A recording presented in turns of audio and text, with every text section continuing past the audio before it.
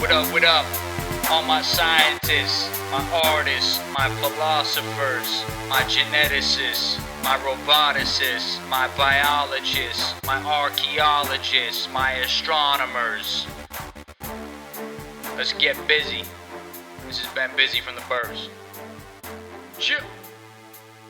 Good morning, good afternoon, and good evening, ladies and gentlemen. This has been Busy from the Burbs, broadcasting to you from Osaka, Japan. This is, before I state the number, I want to say I'm joined by my co-host, AJ. AJ McComb, what's going on out of South Carolina? Nothing much. It's been a while since I've been on the podcast. I was sick for one recording, and then I was out on the weekend visiting family in Nashville and going to a wedding. So been pretty Oh, busy. congratulations. Yeah, it was a pretty good wedding. It was my fiance's friend, so I didn't really know them particularly, but it was fun to This is have a good this have a is good time. broadcast 15. Yesterday we had a few friends of mine out of Boston MCs in the hip hop scene out there in Boston. Amadeus the Stampede, Slim Pickens, and SETI on. It was pretty cool recording. I'd like to get him on again because Slim was having dinner during the recording and had the television on, so we had some noise discipline issues. But we'll get it together in the next one. But so you went to the wedding. It was your wife's sister. And it was my fiance's friend's wedding. Sorry, your So fiance's friend. Okay. yeah, so I don't know them other than through Facebook, which is what probably everybody knows everybody from now on. It's like meeting someone for the first time is kind of awkward because you just see them in pictures and correspond with them through comments and statuses, updates, whatever. But Yeah. it was good to finally meet them. And the wedding was at this kind of like a barn Hmm. turned Oh, into cool. like a spot for venues. It was pretty sweet setup. I mean, it was fun. Food they had not Yeah. my How was the favorite food? food. They had barbecue, Nice. coleslaw, potato salad, baked beans. Not my favorite, but it was good because it was free, so couldn't complain. Yeah, absolutely. Free food is good food. What now? You made an interesting point about social media. Like, what percentage of your friends on Facebook would you say that you are friends with in real life? For me, I know I don't want to sound cocky, but 85 to 95% of my Facebook friends I know or met in real life before I've friended them. Now, is There that are like a prerequisite? no, it just happened. I mean, I'm not going to add anybody I don't know. Mm-hmm. I know if I know this person through this person, but I've never met them. It's just for me, it's like awkward, hey, it's this weird guy looking at you from the computer. You add me as a friend. Yeah, I have that with a number of people. I've started adding them to a sub list called acquaintances, which gives them a limited view of my profile, so they can't like look at my photographs of my wife and I and stuff. You know what's weird? Like 6 years ago, I was at this I don't know what to call it. It was like a seminar. Mm-hmm. Someone was talking about like the effect social media has on people, Right. and it went over like the idea like Facebook friends, like your friend on Facebook means someone close to you. They're usually you know them well enough that you add them on Facebook and you want to keep in touch with them and stuff. Right. Well, friend in the Latin term it got translated from means someone that you know but you don't really associate with. Like they're just if you'll talk to them if you see them or whatever. An acquaintance is like close friend that you're confidant into and you spend a lot of time with them. And Right. I and he talks about how like the turn of social media kind of like flipped the coin around, and now the term friend is really someone close to you that you're open with all the time. But then and then acquaintance has kind of gone up to like exclusively like almost to work people or Right. people through people and not anyone personally. Right. Kind of in passing. Yeah, so I mean it's like weird that these terms are changing because of how we interact with the technology, which technology is awesome. I mean, it gives great capabilities and stuff, but it's changing terms that were used back then, and now they're having a new meaning on them. It So I think speaks. it's weird. It is weird. It speaks to the evolutionary nature of language and that things that once had a certain meaning no longer have that meaning. But there was something to add to that. So with the words with acquaintance and friend, I think it might be as a result of laziness. acquaintance being 3 syllables, friend is 1 syllable. You say friend more often than you say acquaintance. I mean, relatively speaking, in terms of the definition. I refer to my people who are closer to me, come up more in conversation than people who are just passersby. So there's like this strange, as a result of laziness. Although I'd have to go back to the original Latin words because, friend could have been, a multisyllabic word that. Yeah, in that seminar, he broke down friend from Latin, so like where we got friend from, and then he broke down acquaintances, and like acquaintances, is meant like like your other brother, someone that's not your brother, but you take them on as your brother or as your family or whatever. And friend was someone you just did business with or someone you associated with for whatever reason, Mm. and it was pretty weird to see like someone visualize that difference from laziness kind of produced it. Oh, my friend, meet my friend, boyfriend, girlfriend. It's taken a different meaning now. You know how they say that, um, what is it? We always used to hear it when we were in the Marine Corps. It was perception is reality, right? Yeah, perception is reality. Um, have you ever heard of the Sapir-Whorf hypothesis? That does sound familiar, but I don't think I've heard it explained. I've It's heard I've heard of it in conversation, but never heard it actually explained. it's formalized as linguistic relativity, and I'm just reading from the wiki now, but it says it holds that the structure of a language affects the way in which its respective speakers conceptualize their world, i.e., their worldview, or otherwise influences their cognitive processes. Basically, it states that our language creates our reality. Hmm. That's an You, interesting concept to think about. it's like a chicken or the egg kind of scenario, like which Yeah, comes first? Is it the language that we use to explain the reality, or is it the reality that gives rise to the language that we use to describe it? that's kind of like mind blowing. Like if you actually think about that and like the process of it being like utilized in a conversation, it's kind of like whoa, Yes. There are certain it's pretty words. big. It's interesting when you do a comparative, like, survey of languages.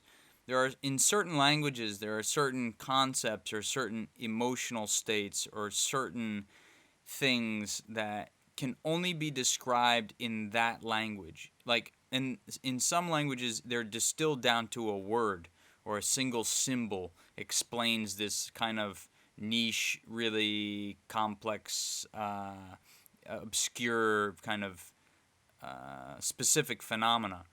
Um, and when linguists linguistics people like do surveys of the language, it's interesting to note that there are these things which are intranslatable between languages. Like for example, in Chinese there are thousands of cuneiform characters uh, that explain all manner of things in Chinese, right? Yeah, There's one that explains or describes a specific hue of jade that's never used. It's rarely used in the language, but it exists nonetheless. Now that like explanation of that specific color of green, as it were, will never find its way into English. And I'm just kind of left wondering, like, what if language is the only means by which we have to explain and kind of frame our reality or create our reality, what words do we lack to describe efficient phenomena such that we can get a handle on them? Because until you get a word for something, there's really no way to communicate it to others. There's really no way to explain it or interact with it. Like naming things is kind of like the first step in interacting with it. And this has a lot to do with medical science and explaining diseases, explaining maladies, explaining like the causes that give rise to it. If you look at the pharmaceutical industry or the medical industrial complex, you'll see most of the new language that's created is created in these disciplines, and they have crazy names as you've seen for drugs and so on and so forth. It reminds me of have you seen Contact?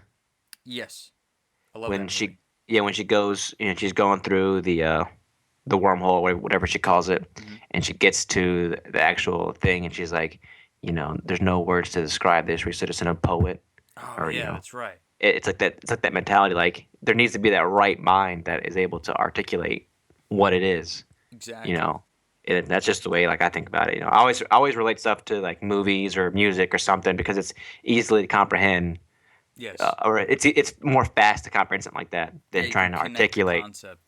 And you're like, oh, well, yeah, that makes sense. That yeah. So basically, NASA, if you're listening, you need to send an MC on your first Mars mission.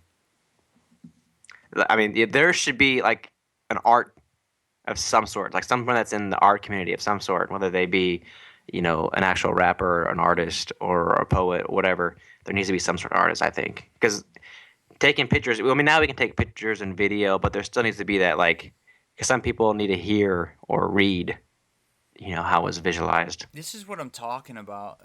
In what was it? Yesterday, after my interview with the Boston MC, friends of mine, I had a pre-interview talk with a really good friend of mine from high school. His name's Linz Craig, and he does electronics or science and technology education outreach.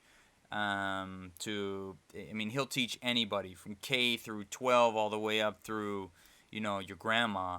And he went to Uganda to work with Ugandans to enhance scientific literacy, and he led a robot project. Anyway, I was talking about in the conversation with him the importance, the need for the humanities, right? Now, typically, I'm the first person to kind of criticize the humanities and be like, no, you don't need to learn history and English. You need to learn science and mathematics. Like, these are the things that you need to concentrate on. But when you think about it, after talking with the MCs, like they're running this thing called the Freestyle Clinic, which is kind of like a hacker space for language. They all get together, all the MCs. They come to this location. They start with a 20-minute writing drill, and then they go into the cipher where they're freestyling. They'll do that for about 40 minutes, and they run drills like 4 bars, 4 bars, 4 bars, etc. Or they'll do alliteration drills, or they'll go through the alphabet. They'll run an alphabet drill. um, I feel like with these hacker spaces, like what Linz is kind of involved in, only he's doing electronics. There are hacker spaces that do DIY biology, where you get hobbyists, electronics enthusiasts, and biology enthusiasts to come together and basically just hack and make cool stuff. There needs to be a component that's like the freestyle clinic, a part of that needs to be made a part of these hackerspace communities, because as you said, like there's a need for it when there's something that an astronaut who is an engineer or a scientist or a technologist loses. They don't understand something fundamental, that is language. Language is a whole an entirely different kind of mathematics altogether when you're talking about rhyme and rhythm and alliteration and so on and so forth. These are skills that your typical engineer isn't really good at. Like they're not really good speakers. That's why we have spokespeople. It's remember that this old saying, "A picture is worth a thousand words." Yes. Well, sometimes a word is worth a thousand words. If you say Right. the right word at the right moment, it just hits that certain. I don't know, that it just triggers something, and you're like, oh, like that's it. That's so profound.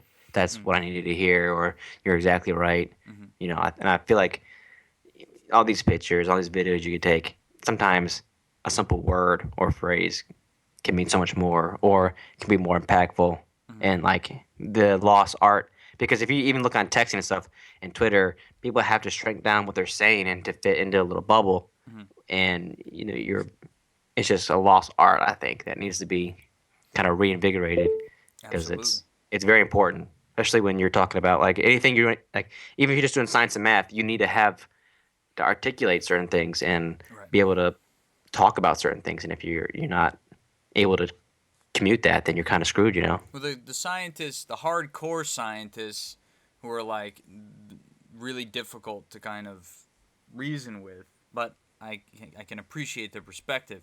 They'll launch into this to this rebuttal that, oh well, you only need a basic understanding of English. I don't need to read the full body of work of Shakespeare in order to be able to, program this new app or build this new robot that I'm building. But I maybe you do.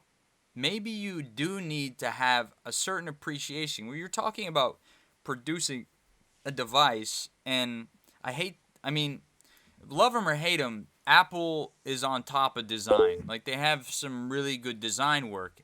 I don't think that Apple, which, as we know, Steve Jobs is seen as, like, the number one guy there. Obviously, we know, those who know the story know that Steve Wozniak, and then there was a team of engineers behind Jobs. But Jobs was that person. He wasn't an engineer. He was more of a poet. He was more of a wordsmith than he was an electrical engineer or a technologist, a scientist. He just knew people. He knew how to talk. That's it. He was a poet. Um, Yeah, he was the guy that visualized it in words, everybody. Because right, if you had the engineer up there talking about, well, we're going to put the transistor on the circuit board and then run the wire through the data center, right, people are like, oh, what are you talking about? And lose an interest. But then you got to come out there, kind of like, we found a new product that can revolutionize your finger. I right, can use it as exactly, a. It's like you're like, oh wow, this guy, what's he saying? I gotta pay attention to what he's saying. right. It just, and I feel like he's getting the credit, but if you know, then you know who the real guy is, Mr. Wozniak. So it's just those that I guess are the fanboys or whatever you want to call them that are diehard Apple fans or Apple users. They kind of don't really care. They just want this. Oh, I want the newest one. I don't care who made it. I don't care who designed it. I want the newest one. So I mean, it's just one of those things where you gotta, if you don't know, you don't know. If you do know, spread the information, but don't have to like kill anybody. Like, I told you, Steve Wozniak made this. Yeah, Yeah, just okay, sweet, cool. yeah. I think that reaction is due in part to the fact that there is kind of like this cult of Jobs that had I don't know, come to exist. But you're Yeah, right. It's like, okay, even if there is the cult, just let them cult out and like do their own cult thing, and just, time will tell. History will show when the history books are written. The reality will be laid bare for everyone to see. So, um, what else is in the news? That was kind of an interesting tear on like linguistic relativity and design. In conclusion, I think we're both in agreement. There needs to be the use of language, the use of communication or communicating, that needs to be held to a higher, I don't know, it needs to be held in higher esteem than, than it's currently being yeah, and held. he's I think not pushed more, but more um rewarded. I guess you could say. Like, I don't feel like it's people are because like in a movie, like say a movie, the actor gets credited, whereas in the person who wrote the story Yeah, might not even get mentioned. But if they didn't write that story at all, the actor wouldn't even have a part to play. So I mean, it's like, where do you even it out at? If I feel like in a movie, if one person wins an Oscar or whatever, mm, the whole people that did the movie should win an Oscar. absolutely right. Because they had like, the, yeah, that's the thing. Like, it wouldn't exist. We have this culture where we want to reward people. It's kind of bizarre, like the competitive nature. I understand it, like it makes sense to me, but I'm wondering, like, you personally, would you would you rather be kind of the one in front of the cameras, or are you more of a behind the scenes? Like, do you want to be the king or the kingmaker? I mean, it depends. Some things, because growing up, I was part of like a production thing where at some points I was running like because we did live music and stuff. So at some points I was running the lights, you know, changing up because we had the mover lights where you could set up to run different programs so they could like do spinning or whatever you wanted. And Mm. there's some points where I was doing um, like on stage stuff, like I was acting. So I mean, like I've been on both sides of that, and sometimes it's more rewarding to not have to go through setting up and tearing down. It's more rewarding just to go up there and do what you have to do and get done. But Yeah. sometimes it's more rewarding because you get more, I guess, pride in your work because you can see what you've done actually affect what people are seeing. Because when Mm. you're a part of it, you can't see what you're doing and how it's affected. But when you're doing the lights or the sound or whatever, you're actually seeing what you're doing and how it affects what the outcome is. I Right. feel like it depends on the situation, Mm-hmm. but I don't know if you respect IMDb and how they rate and review movies and stuff. But there's this interesting thing for the 25th anniversary. Mm. They went back and looked at the top 25 movies for the last 25 years, Mm-hmm. and Leonardo DiCaprio was in four of the top 25 movies that have been reviewed and released so far out of Really? 25. And he has not won an Oscar. And they're, yeah, they did like the numbers on that and like how like it's not possible for him to be in four out of 25 top movies for 25 years and not have won an Oscar when people that have won Oscars weren't even in any top 25 movies. So it's like, how has he been in? Because they're a pretty biased critic when it comes to movies. They don't just give a movie a top reward because uh, it's on a topic that everybody loves. Right. Uh, like not to sound like I'm hating on this movie or anything, but the movie Selma, Mm-hmm. it got all this praise and award. But I only think it got that because it was doing the topic of Martin Luther King and the era of oppression. Like I think that's the only reason it was rewarded so much is Wait, because like it kind of had to be, you did know. it win it? Yeah, it had to be, right? I mean, if someone like, for example, Schindler's List, you know what I mean? Like, you're not gonna make that movie and have it not be respected, right? And an Yeah, it's Oscar like is like a form of respect for something like that. Which, from depending on your perspective, it might be. I mean, it's completely valid. Like, you can't disagree with it and still maintain the moral high ground because then it's like, oh, you're a Nazi. You don't think Schindler's List should have been rewarded with an Oscar? How dare you? Or yeah, you uh, you hate Jews or something. right? Did Selma win an Oscar? I don't know.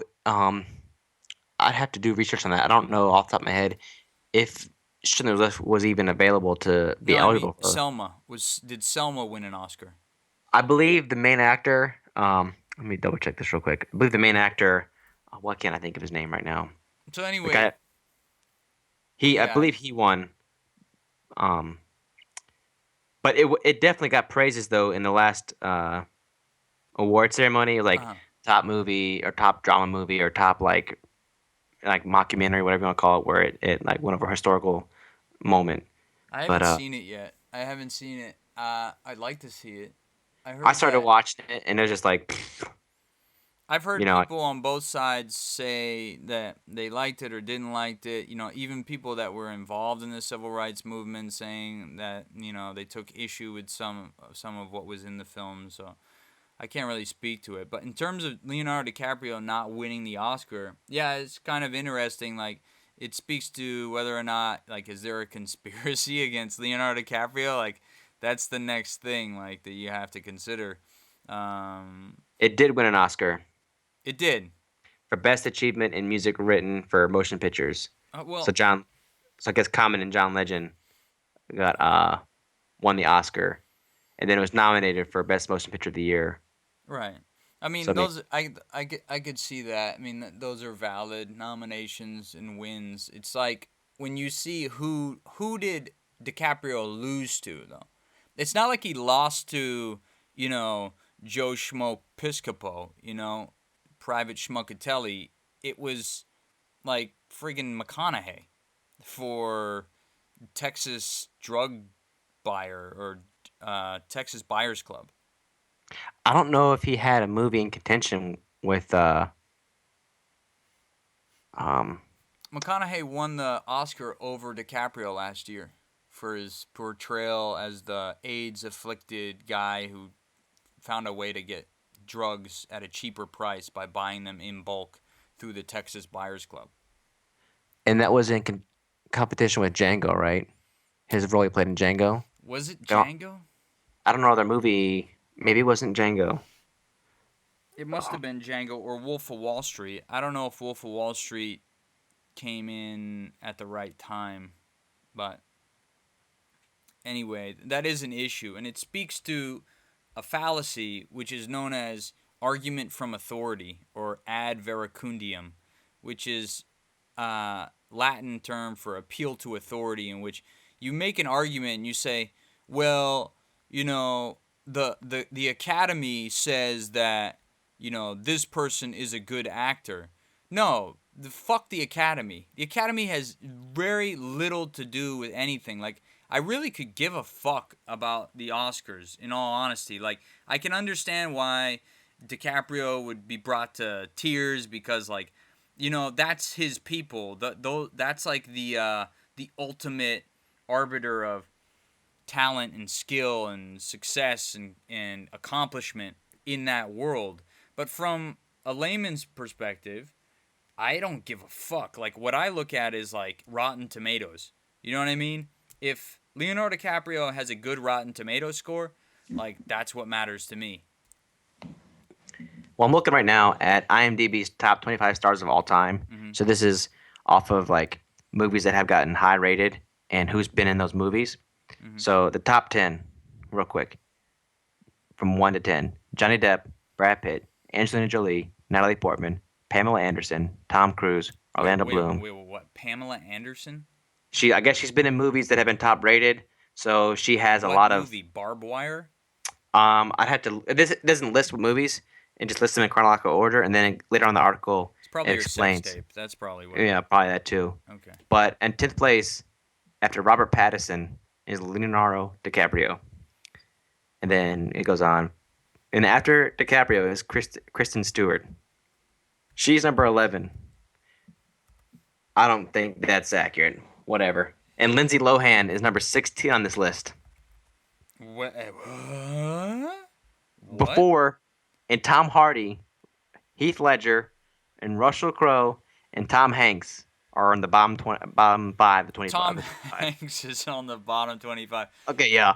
I don't feel like this is given justice because Tom Hanks definitely is a top 5 actor. I mean, there's no like doubt about that. Tom Hanks, every role he's played, you think that's like when he played Forrest Gump, you thought that was him. Like, Yeah. he wasn't acting. Or when he in Castaway, you thought like legit. Like, I mean, every role that you can name, Yeah. he has portrayed it. Like, there's not a doubt in your mind that you didn't think that. He has that everyman quality. Yeah, and he doesn't look like an actor, like, you think like a model, or Yeah, not exactly. he's just a normal guy that can act really well, and he like just dives into these roles. I mean, Right. this list isn't accurate then, for me at least.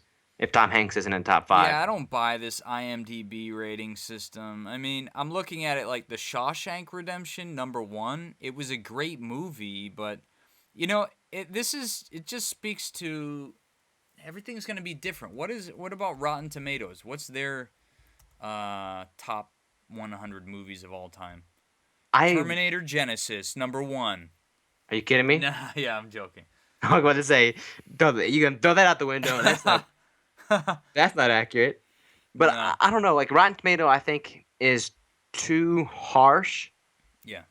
On some movies, and then like there's been a lot of movies, like, I don't know if you use Apple TV to watch movies, whatever, rent movies, but they have on there, like, when you pull the movie up, it shows you the Rotten Tomato score, and there's been movies that got like that I heard about and got hyped to watch, and then I pull it up, it's like 33% Rotten Tomatoes, and like, well, crap, is this gonna be a horrible movie? And end up watching it, and I would rate it, like in the 80% or above. So sometimes I don't agree with Rotten Tomato, but my brother a while back, he pulled up IMDb on his phone and he started listing movies off. Like, he would like Die Hard with a Vengeance. What's the rating on IMDb? And I'd be like 7.2. Like, 7.1, you're pretty close. So I feel like I relate more with IMDb because they rate stuff I guess how I would rate it. I'm looking at it now. I'm looking at the Rotten Tomatoes best of all time and IMDb best of all time. So IMDb, you have Shawshank Redemption, The Godfather, and The Godfather 2 is 1, 2, and 3. In Rotten Tomatoes, they have number 1, The Wizard of Oz, number 2, The Third Man, and number 3, Citizen Kane. I'm much more inclined to believe or to agree with Rotten Tomatoes. I think like Rotten Tomatoes is definitely for the cinephile, like the more serious film student or fan or academic or whatever. And IMDb is more for like the layperson. Because here at number 4 you have The Dark Knight. And number 4 on Rotten Tomatoes you have A Hard Day's Night. That's interesting. Both nights, different kinds of nights, but But whatever. I feel like if you said The Dark Knight, people would instantly know that movie. But if you said A Hard Day's Night, people were like, who's in that? You know, Yeah, what's the I movie am. about? Yeah, that's what I mean. IMDb is definitely for the younger generation. You can see like the age gap, like very clearly, between these two websites. I don't know what else there is. There was another website that takes an like it surveys all review sites. Do you know what I'm talking about? I think I've heard of this, but I don't. It's not on top of my head right now. I'm not. It's got like a weird one word name, like Veracundium or some shit. Oh man, I feel dumb now because I feel like I. It's on the tip of my tongue, but I can't get it out. Basically what this site does is it takes, for those who don't know, it takes all of, and it's really not going to be helpful without the name of it, but hopefully if I keep talking about it I'll remember. It takes a bunch of different, it looks at all newspapers, any outlet where there's criticism of a given piece of art, and it aggregates all of those, and you get this aggregate score based on what the IMDb score is, Rotten Tomatoes, all of that stuff. It aggregates all of those, so you get like this one distilled value. I used to use it a lot actually, but I could probably find it here if I did review site averages, review site Metacritic. Metacritic is the name of it. Metacritic does this aggregate means by which to, arrive at the value, which I think might be closer to what we're talking about. So, top movies of all time, Metacritic, best movies of all time by Metacritic. Number 1 is Boyhood, which is the link. That Did you see that movie? I watched pieces of it and turned it off because I just didn't like how it was created. I didn't like the way they produced it. Yeah, it's a Linklater film. I'm usually a really big Linklater Link. I don't know how to pronounce his name. Linklater Link, fan. yeah, Linkletter. I think you say it real quick. It sounds good. Linkletter. Yeah, Linklater. And Yeah. exactly. I like Dazed and Confused and that I mean, that's the other. thing. He's got there are some movies. It's not like Quentin Tarantino. Every movie he's made, I'm a fan of. Mhm. But then there are other people, they make a movie, you're like, oh, or other groups, you're like, oh, Yeah, you not know, so much. it's only a handful out of a dozen or something. Yeah, see, I'm not agreeing with this Metacritic score. It says Zero Dark 30 was got a 95 rating. Now I watched that; it was good, but is it worth a 95? No way. It's number 12 on their list. Like, there's no way that it was that good. It wasn't that good of a movie at all. It's definitely not in the top 100 of a list of movies because one, it's not even accurate because there's so much discrepancies about what actually happened Yeah, in the raid of Osama bin Laden's house. right. So This has Gravity at number 9, though. The I Metacritic list. wouldn't put Gravity that high, Neither would I. but Gravity was a great movie, just the It way it was was. shot and like just the cinematic view of how it was shot. But I mean, And was it better than Toy Story? see, that's the thing. Like that right there is an objective thing. 'Cause Toy Story is kind of created for kids, but if you grew up watching that, Right. it's Yeah, it like has oh some. that it holds a certain value to you. So I think that's if you got to come at it subjectively or objectively, I mean, there are movies on this list I've never even heard of. Leviathan, Workmeister Harmonies is number 47. Leviathan, is that one title or did you say that as two movies? No, it's two movies. Leviathan, if I remember correctly, shouldn't be that high because I remember watching that. There's no way that it got that high of a rating. Nah. Schindler's List is number 31 on the list. Above that, Again, Crouching Tiger, Hidden Dragon. I think that's because it was, um, the Schindler's List. Like you watched it in high school, like it's just one of those things. Here's a question for you. Go Which ahead. movie's better, Wall-E or Toy Story? I'm inclined to say Toy Story, but I think if Toy Story had been created at the same time Wall-E was created, it would it'd be a closer race. But I'm gonna say Toy Story just because it holds a more sentimental value because I grew up watching it and then now it's developed into a series. Right. Whereas Wall-E, I liked the movie a lot. I would rate that highly. If Yeah, it you was a gave me great movie. 10 movies, I'd probably rate that. If you gave me 10 random movies, I'd rate Wall-E probably in the top three, depending on what movies you gave me. Mhm. But is it better than Toy Story? No, No, no, I would no say way. no. I mean, you got Tom Hanks, you got Tim We had to, Allen voicing. Like, Toy Story is a tour de force.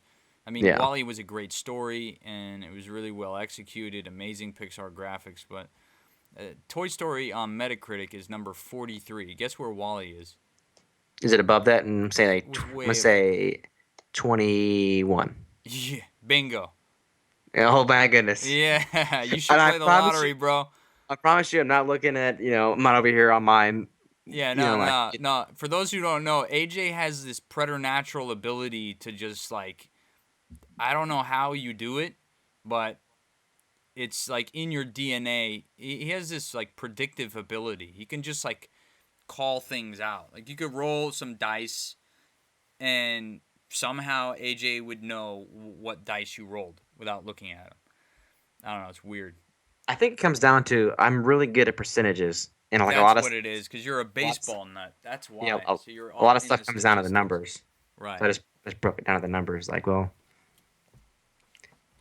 but have you heard of the old adage, long periods of sitting can kill you or increase your risk Yes. of dying? Yes, I've read a lot about that recently. Standing desks are in vogue right now in offices From around the country. from the University of Exeter and the University College of London, Hmm. they have found that sitting for long periods of time is not linked with an increased risk of dying. This is like the butter thing. Remember or the egg thing, where there Yeah, were scientists who said, "Oh, eggs are bad for you. The albumin is bad for you," and then they were like, oh, I mean, sorry, not the albumin, the yolk. They were like, egg yolks are bad for you, and then some other scientists came out and said, no, egg yolks are not bad for you. And then when you traced it back, it was all like all the money goes back to like the dairy industry, or I mean, not the yeah. dairy industry, the poultry industry. That's a problem with when these work. Like the FDA is funded by personal interests, so Yeah, like you man. can't, like you really can't. And that comes back to the movie Dallas Buyers Club. Mm-hmm.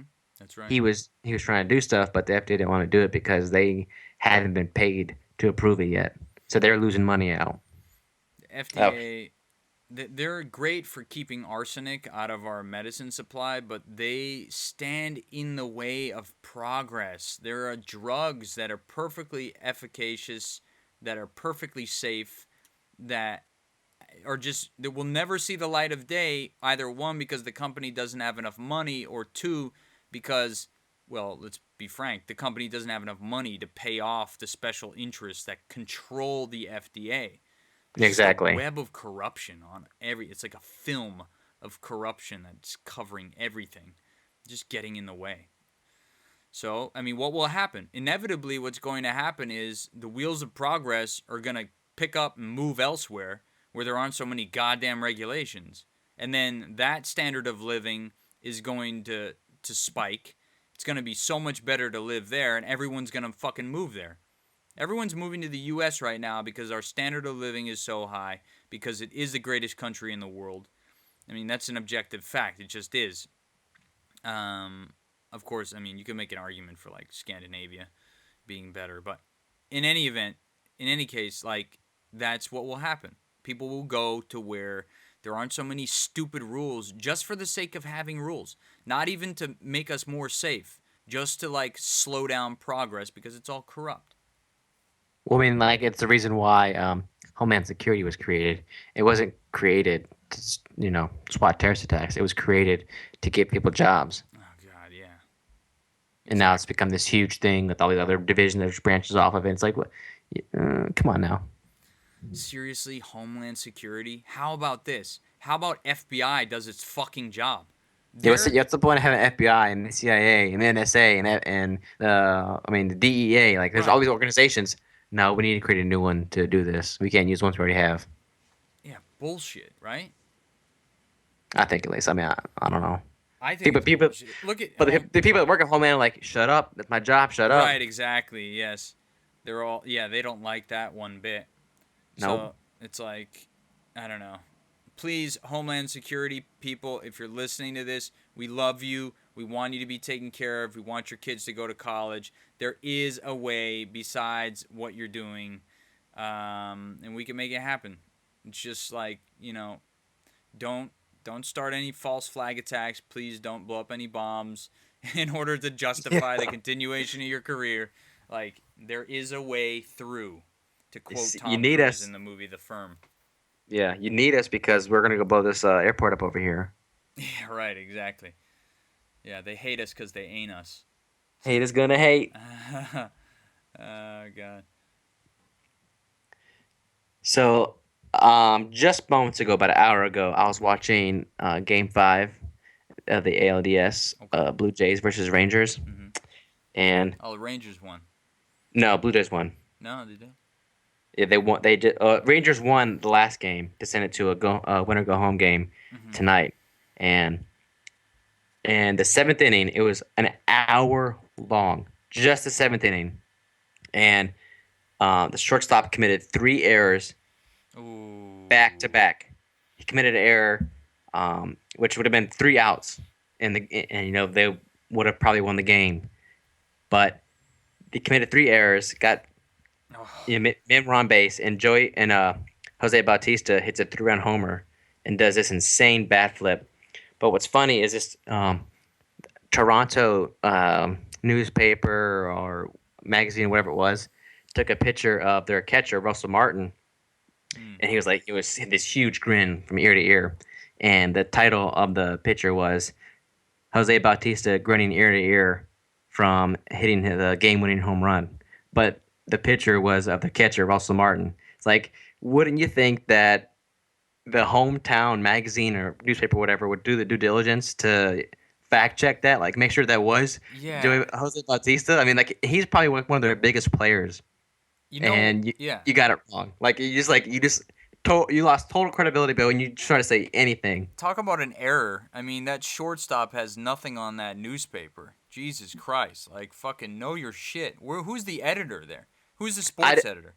I saw that in a tweet when was sitting there watching the game and looking at tweets like whatever popping up, and then I saw someone like tweet that they had a snapshot of the article, and All it's like, sports fans in that city are like in an uproar. well, I mean, like the thing is like they're probably like your normal day to day reporting site like stuff around the city, and then them winning a game like that's pretty big, so they figure they have to report on it for publicity reasons, and then you totally botch it over, like totally screwed it up There's a like good big time. chance. There's a good chance that was created by a machine. There's a lot of machine written or articles that are written by machine learning algorithms now, especially in finance, but they might have branched out. That kind of stuff could slip through pretty easily. And just picked a random picture from that game that had been Right. uploaded, probably like, oh, this is a good picture. Boom. Oh wait, Yeah. we screwed it over. Sorry, guys. Yeah, we screwed the pooch on that one. That's why you need a human editor. Like, you can get all the AI algorithms you want to write the articles. At least have humans there to just read the newspapers before they go to press. Like, Yeah, I mean, read the it's articles. embarrassing, like really embarrassing that just I'd be like if my name was on that as part of like the by so and so. I'd be like, oh god, I didn't do that. No, wasn't me. Right. What else is in the news? I mean, there's what's happening in Jerusalem. It's like I'm so beleaguered by it. I'm so beleaguered by Syria, by Jerusalem, Iraq, Afghanistan, ISIS, blah blah blah blah blah. I'm just like I'm done with it. I'm to a point where I just don't give a fuck anymore. I don't care. There, the thing about it is there's so much going on from so many different angles, and people aren't given information to help the cause Hmm. in what to get peace in that area. Right. Yeah, everyone's so entrenched in It's their like from their in their own perspective that they're so unwilling to reason. It's not good. not to quote from the Democratic debate yesterday because we're saving that for the next the podcast, but Bernie Sanders talks about like we supplied the troops and then Assad fights our troops and then we fight Assad then our troops start fighting us and then and that's not even the beginning of it. That's just that one little particular moment. Hmm. There's so much else going on there, like with Palestine and Israel and Jerusalem, and I mean it's just like holy crap, like I don't Spider web. feel I don't feel like it's in our best interests other than to eliminate people that have threatened other countries Hmm. to get nuclear weapons. Like that's the only way I could justify, even if like I got recalled, I would be so pissed if it wasn't for anything other than to eliminate a country from getting a nuclear arms that does not need it. Right. I But mean, it's just yeah, but I it. mean, even from that perspective, though, like, who are we to dictate who can get nuclear weapons? Israel has had nuclear weapons for 50 years. They've had nuclear weapons.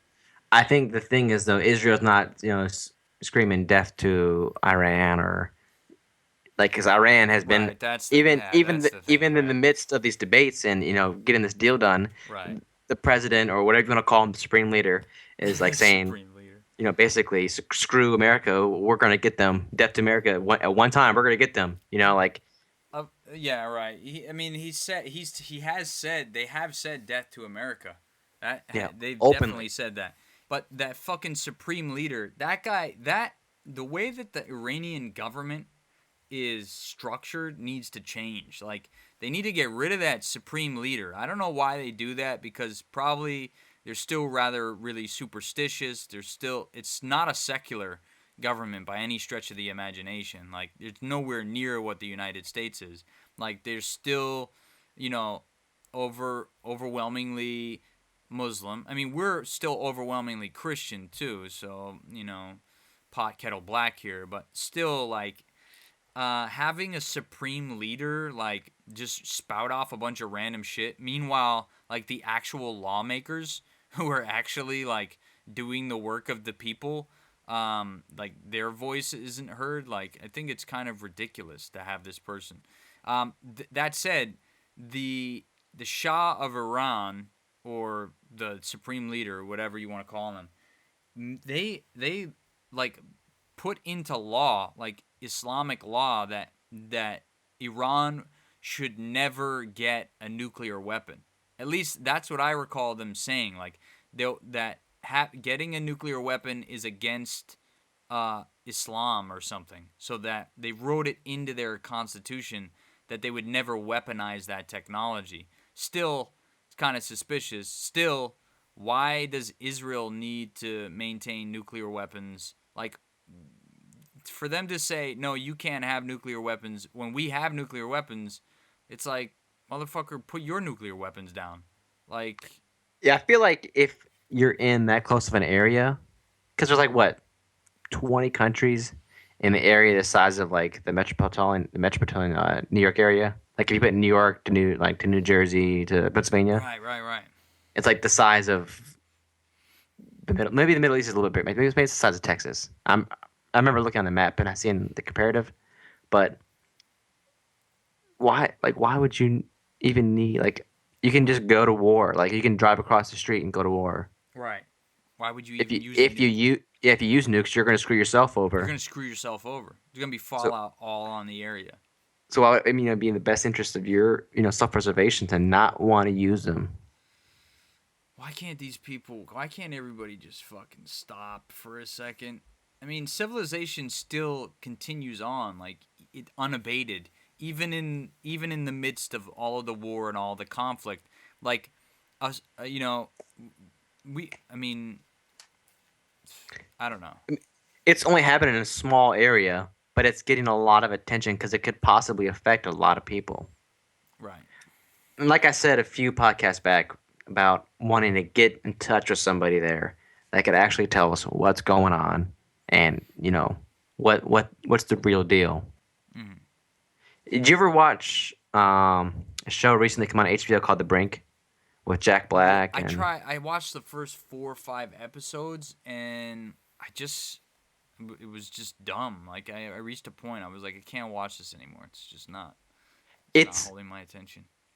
I liked it because it played down the end of the world type scenario, like they're Yeah. getting nukes, but it also like kept it like this. That's like legit, probably how it would happen. There'd probably be some, guy that works at an embassy that ends up getting in touch with Secretary of State or Secretary of Defense or somebody, and then that becomes their man to deal with, their operative, so to speak. Right.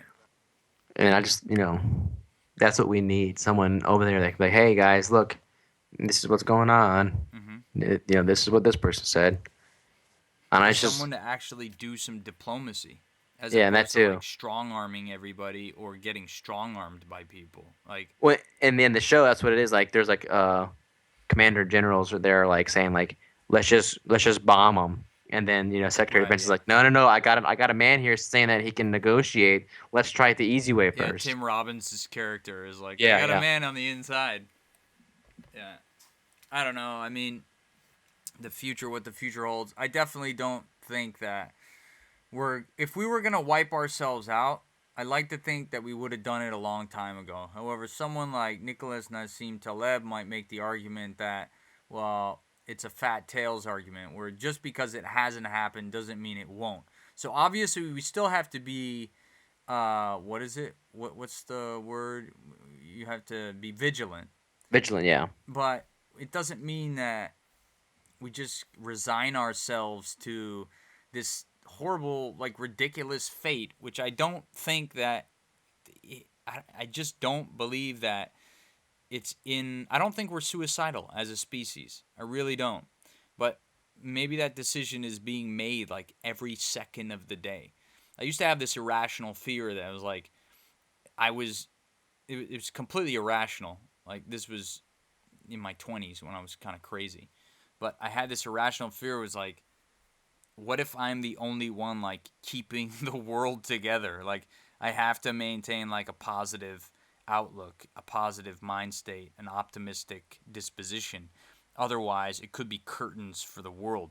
And it was completely irrational, but sometimes people feel like that. And I don't know. I think I've heard that before. That I think it's like a legit, not condition, but a legit like thing people go through. Not a phase or anything, but it's Mm. it's called something. And I watched a It's the documentary Messiah on it. complex. I think, yeah, like where people just get so entrenched in the idea that they're not the center of everything, Mm. but they feel like their attitude or their perception of what's happening can actually affect and change the outcome of it. Okay, so there's a couple things there, right? One is solipsism, which is the thought that you are the only real person in the universe, that everyone else is just a reflection of your own internal mental state, that basically everyone is a hologram or hallucination or something.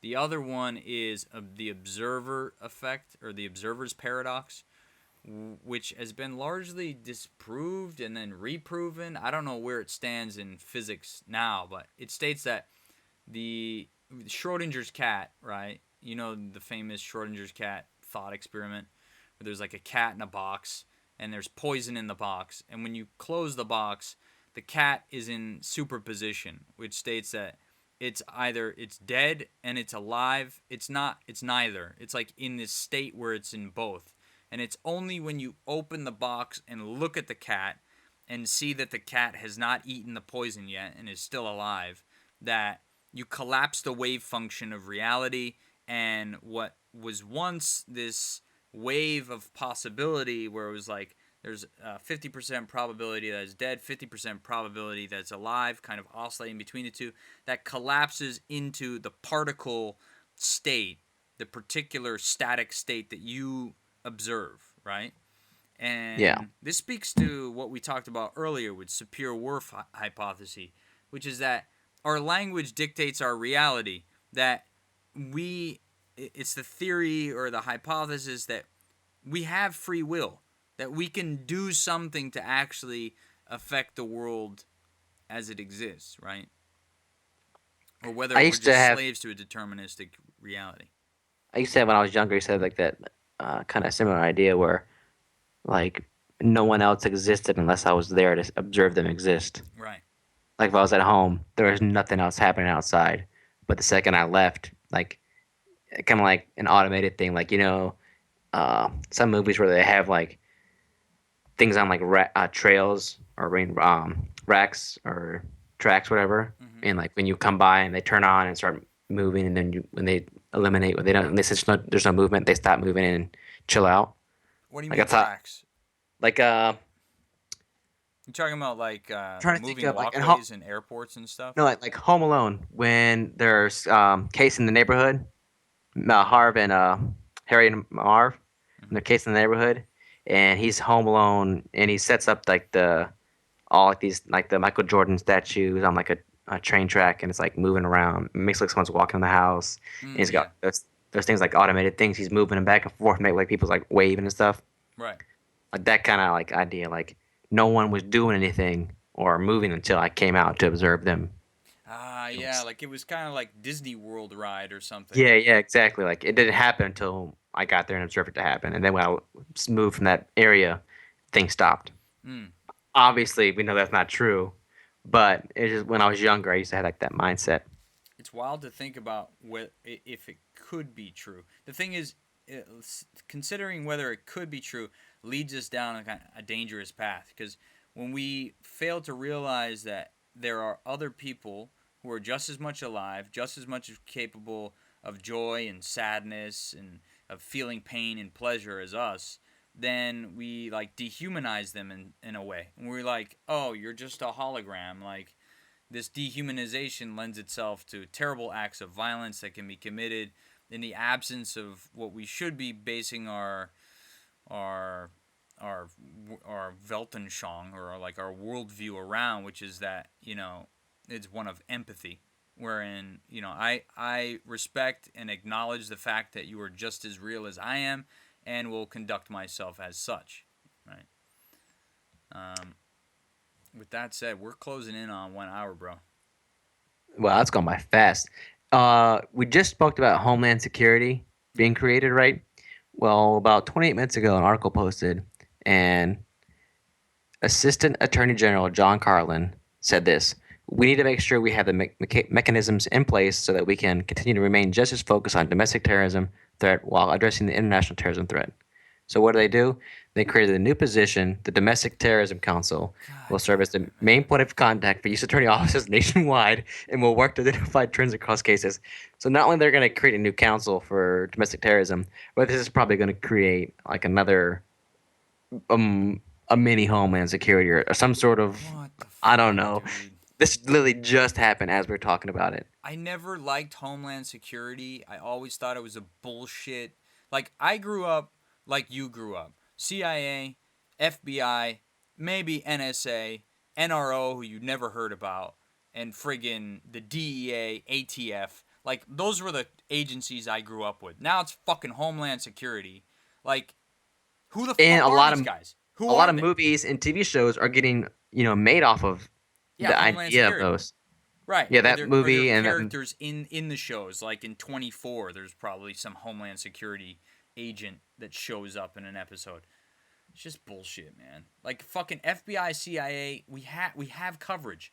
We have right there. We have domestic and international. We don't need another layer of bureaucracy.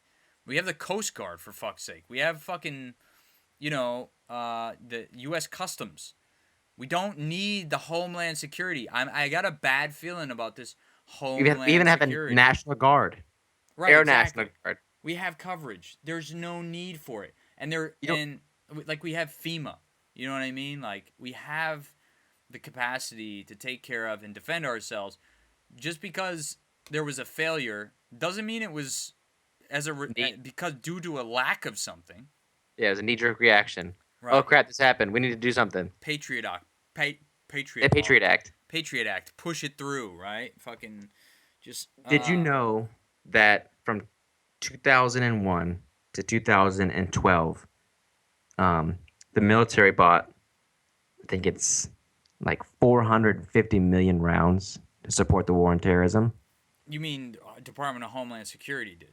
No. The Department of Military Justice, whatever you want to label them as, they for the Marine Corps, Army, Air Force, and Navy purchased 450 million rounds. DOD did. That's a Yeah, lot of rounds. Homeland Security from 2012, and I believe this article was published in 2014 is when it was, or 2013. They purchased 3.5 billion rounds in What? 3 years, stockpiling this stuff. They even purchased more armored vehicles than the Army and the Marine Corps combined. They have squadrons of drones placed across like vast areas to cover vast areas of the United States. Why would you need that many rounds domestically? Like, that is a If we needed red flag, if for a any. 10-year war for two areas, we needed only 450 million over a 12-year period of time. Three And billion rounds. I want to see there's got to be like a paper trail on that. I want to verify that that's actually factually correct, because that seems like so absurd, as if it's not reality. I need to verify that. I'm trying to find the article that way we can share that. Yeah. Um, If anybody knows, please send us a message, getbusypodcast@gmail.com. I think we should wrap right now, bro. yeah, it's a good time. We've discussed a lot of stuff, and I don't want to push it too far. Yeah, there's a lot of good stuff in this, and there's still a lot of discussion to be had around free will and determinism as well going forward. But I want to thank everyone for listening. Again, this was Get Busy Podcast episode 15, and we want to thank number one. Want to thank everyone for listening. We appreciate your support, all the likes and the shares. Please check out the Facebook group. If you're feeling generous, if you're feeling like this is something that adds value to your life, or that you were entertained by this episode or educated by it, please click the PayPal link and donate. We're 100% run on the donations, on the goodwill and the appreciativeness of the people of you people who listen to this podcast. Uh, we're greatly appreciative. I don't know how many times I can say appreciative, but we're greatly appreciative of all your support, and we thank you. And we're looking forward to continuing this on into the future. AJ, you got anything for him? No, I just want to say I'm good to be back. I had a little bit of hiatus there where I was gone for for particular reasons, but it's good to be back on the mic and discussing these topics. It's fun to do, but it's also fun to interact with people that are listening too. So for those that you are doing that, kudos to you. We appreciate it, and like you said, could ever say appreciate it enough when it comes to this. Yeah. So we'll catch you on the next episode. Probably we'll have Alan back on, I think, and hopefully we'll all be up, and we'll be discussing the Democratic debate that went yesterday. But until that time, thank you very much for listening. World peace. Peace out, everyone.